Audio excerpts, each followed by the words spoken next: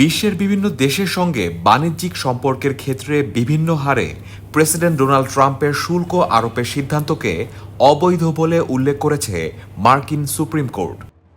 শুক্রবার দেশটির supreme court এ সংক্রান্ত একটি রুল জারি করেছে বলে সিএনএন জানিয়েছে। রুলে বলা হয়, প্রেসিডেন্ট ডোনাল্ড ট্রাম্প একতরফাভাবে বিশ্বজুড়ে ব্যাপক শুল্ক আরোপ করে ফেডারেল আইন লঙ্ঘন করেছে। এতে পররাষ্ট্রনীতি ও অর্থনীতি উল্লেখযোগ্য ক্ষতির মুখে পড়বে। এ রায় মার্কিন প্রেসিডেন্ট ক্ষমতার একটি পরীক্ষা এবং বিশ্ব অর্থনীতিতে এর সুদূর প্রসারী প্রভাব রয়েছে।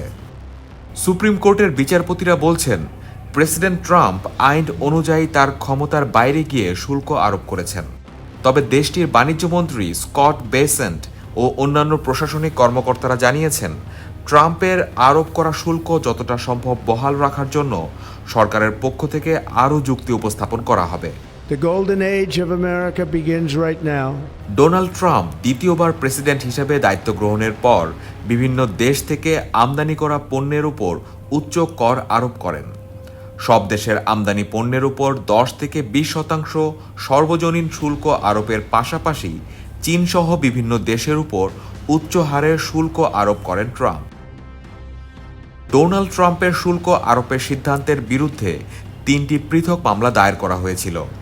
মামলার পর নিম্ন আদালত এবং ওয়াশিংটনের ডিস্ট্রিক্ট জজ ট্রাম্পের শুল্ক আরোপের সিদ্ধান্তকে বেআইনি ঘোষণা করে রায় দিয়েছিলেন। পরে নিম্ন আদালতের এ রায়ে অসন্তুষ্ট হয়ে ট্রাম্প প্রশাসন যুক্তরাষ্ট্রের সর্বোচ্চ বিচারিক সংস্থা সুপ্রিম কোর্টে আপিল করে।